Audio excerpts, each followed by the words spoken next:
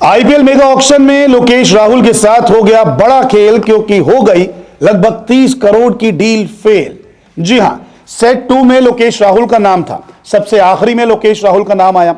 उम्मीद थी कि लोकेश राहुल तो बिक जाएंगे कम से कम 25 से 30 करोड़ के बीच, लेकिन जब बोली लगी तो सिर्फ 14 करोड़ की। दिल्ली और आरसीबी के बीच में जंग चल रही थी कि कौन लोकेश राहुल को खरीदेगा।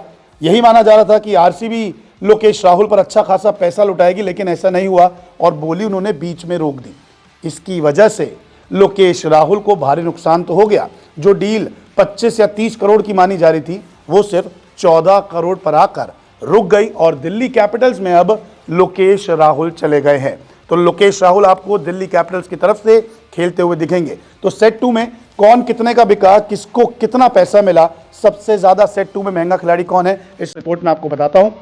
सेट 2 जब शुरू हुआ तो उसमें कई सारे खिलाड़ी थे, लेकिन यहां पर यूजी चहल ने बाजी अपने नाम की, क्योंकि यूजी चहल 18 करोड़ रुपए में बिके। इसके अलावा लोकेश राहुल की बात की जाए तो वो दूसरे हाईएस्ट ऑप्शन में प्लेयर रहे, एक्सपेंसिव प्लेयर रहे, जो सेट 2 में बिके। दिल्ली कैपिटल्स ने उनको खरीदा 14 करोड़ रुपए में। उसके बाद मोहम्मद सिराज 12.25 करोड़ में, जो अब गुजरात टाइटंस का हिस्सा है। मोहम्मद शमी को 10 करोड़ रुपए में एसआरएच ने खरीदा। लियाम लिविंगस्टन को आरसीबी ने 8.75 करोड़ में अपने साथ जोड़ लिया, जबकि डेविड मिलर को, जिन्हें किलर मिलर कहा जाता है, एलएसजी ने अपने साथ 7.5 करोड़ में जोड़ लिया है। लेकिन यहां पर सबसे बड़ा खेल लोकेश राहुल के साथ हो गया है।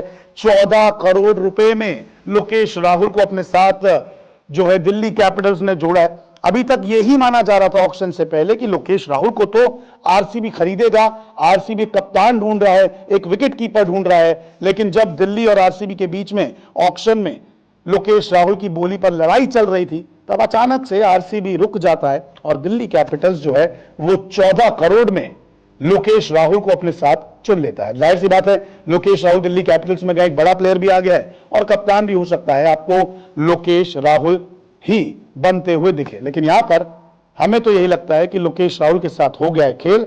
30 करोड़ की डील हो गई है फेल।